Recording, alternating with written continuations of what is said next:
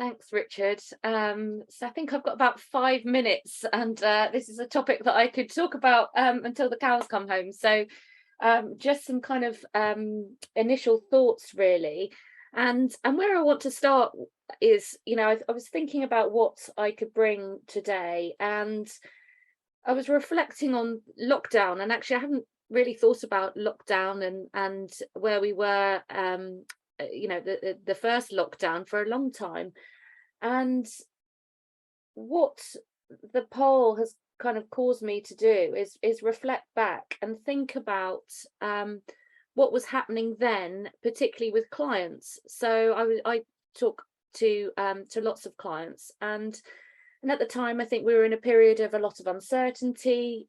Clients were fearful of their future. Staff were worried about the change.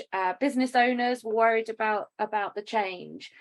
And the clients that I spoke to at that time, a lot of them said to me, nobody is picking up the phone to me.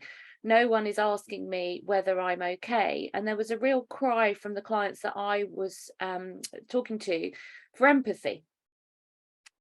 Fast forward to now and reflecting on where we currently are, and it's interesting, Richard, you mentioned the Boris bounce, and I was wondering whether with trust it's going to be the trust tumble or something. But anyway, we're in a period now where we're hearing things like the Great Resignation. I think that's moved way now to quiet quitting.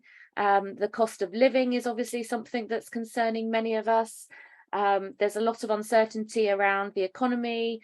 And I wonder whether we're in a period of time which is very similar actually to where we were back in the first lockdown.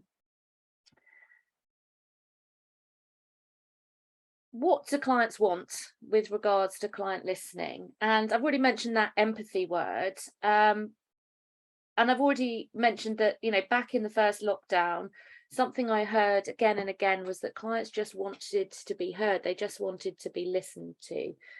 And I think that there is a real need for clients to be able to tell their advisors where they are and what they need.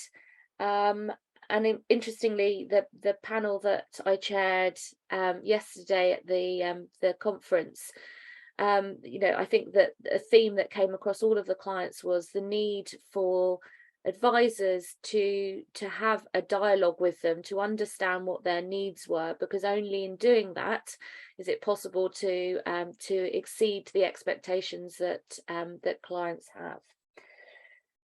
So, Richard, I think in your kind of notes to me, you kind of let me know that one of the focuses of today is priorities for leadership teams.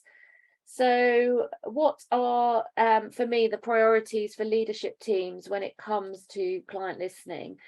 And I think for me the first thing is to make sure that you are listening to your clients. I do a lot of formal listening, but I think the need for informal listening is as important as it was at the start of the pandemic, and I think that need has always been there. I think one of the things that's interesting and that we can perhaps explore later on in the discussion is something that, again, Richard has already raised today, that the way that we listen to our clients, I think, has changed. I think before the pandemic, advisors were used to meeting their clients in person. Meetings allow for that kind of chit chat in the reception, or waiting for everyone to sit down and join. And I think that the world has changed, and I think that clients now expect to be listened to in a slightly different way. And again, I can expand on that later on in the conversation today.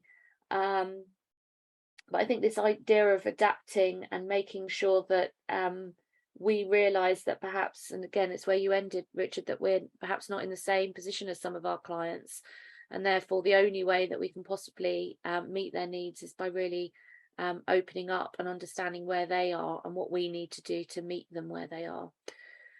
I think that's 5 minutes. So I've thrown lots of ideas in there, and I'm sure there are hopefully lots of threads that can be picked up later on in the conversation, but hopefully that provides some food for thought, Richard.